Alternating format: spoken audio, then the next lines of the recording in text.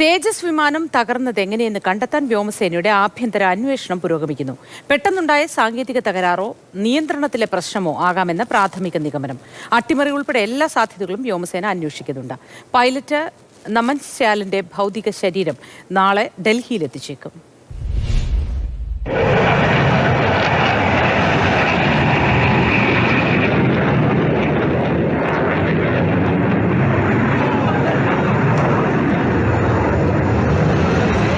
വിമാനം negative G-turn എടുക്കുന്ന സമയത്ത് ഒരു പവർ ലോസ് ഉണ്ടായി എന്നുള്ളതാണ് പ്രാഥമികമായിട്ടുള്ള കണ്ടെത്തൽ. അതല്ലാതെ നിയന്ത്രണത്തിലെ പിശകുകളും അന്വേഷിച്ചുകൊണ്ടിരിക്കുന്നുണ്ട്. എല്ലാ വശങ്ങളും അന്വേഷിക്കുന്നു എന്നുള്ള കാര്യമാണ് വ്യോമസേന അറിയിച്ചിരിക്കുന്നത്. അതിൽ അട്ടിമറി സാധ്യതയടക്കം തള്ളാതെയാണ് ഈ അന്വേഷണം.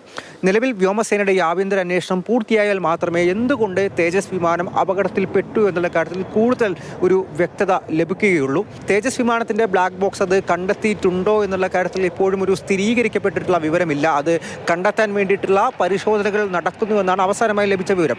അതിനുവേണ്ടി ദുബായ് ഏവിയേഷൻ അതോറിറ്റിയുമായിട്ട് അടക്കം വ്യോമസേനയും ഇന്ത്യൻ അധികൃതരും ബന്ധപ്പെടുന്നുണ്ട്. അവരുടെ സഹകരണത്തോടെയാണ് തിരച്ചിലും മറ്റ് പരിശോധനയും എല്ലാം തന്നെ ഇപ്പോൾ പുരോഗമിച്ചുകൊണ്ടിരിക്കുന്നത്. അതിനോടൊപ്പം വിമാനം തകർന്ന ആ പ്രദേശത്തെ അവശിഷ്ടങ്ങൾ അതും ഇപ്പോൾ പരിശോധിച്ചുകൊണ്ടിരിക്കണം. അതിലൂടെ എന്തെങ്കിലും തെളിവുകളോ മറ്റെന്തെങ്കിലും സാധ്യതകളോ എല്ലാം തന്നെ തെളിഞ്ഞു വരികയാണെങ്കിൽ അതും ഈ അന്വേഷണത്തിന് സഹായകരമാകും എന്നുള്ളതാണ് ഏറ്റവും പ്രധാനപ്പെട്ട കാര്യം. ഈ മരിച്ച പൈലറ്റ് അദ്ദേഹം ഹിമാചൽ പ്രദേശിലെ കാംഗ്ര സ്വദേശിയാണ്. പക്ഷേ അദ്ദേഹം ഏറെ നാളായി കോയമ്പത്തൂരിലെ സുലൂർ എയർഫോഴ്സ് സ്റ്റേഷനിലായിരുന്നു അദ്ദേഹത്തിൻ്റെ പ്രവർത്തനങ്ങളെല്ലാം ഉണ്ടായിരുന്നത്. അദ്ദേഹത്തിൻ്റെ കുടുംബം ഉണ്ടായിരുന്നത് ഹൈദരാബാദിലാണ്.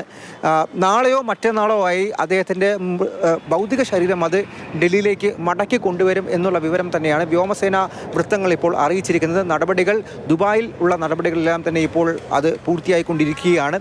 വൈകാതെ തന്നെ ഭൗതിക ശരീരം അവിടെ നിന്നും അയക്കാൻ സാധിക്കുമെന്നുള്ള കാര്യം അവർ വ്യക്തമാക്കുന്നുണ്ട്. ഡൽഹിയിൽ നിന്നും അർജുൻ പിതാംബരൻ, മാതൃഭൂമി ന്യൂസ്.